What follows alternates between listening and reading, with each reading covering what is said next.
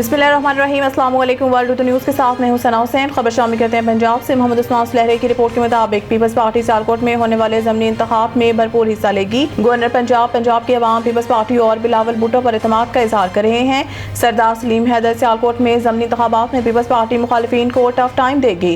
Governor सरदार Salim Haider governor Punjab सरदार सलीम हैदर खान से district Okara के मुस्लिम league नून के वर्करों की पीपल्स पार्टी में शमूलियत और गवर्नर हाउस में आए मुख्तलिफ वफूद से मुलाकात के दौरान गुफ्तगू। सियालकोट PP 52 का इलेक्शन पीपल्स पार्टी के रिवाइवल का सबब बनेगा। गवर्नर पंजाब ताजुल काश्तकार मजदूर नौजवान नस्ल चौक पीपल्स पार्टी में शमूलियत अख्तियार कर रहे हैं। गवर्नर सरदार सलीम हैदर बिलावल भुट्टो जल्द PP 52 के इंतखाबात में पार्टी रहनुमाओं को गाइडलाइन देंगे। गवर्नर पंजाब पार्टी रहनुमाओं और कारकुनान इलेक्शन की भरपूर तैयारी करें।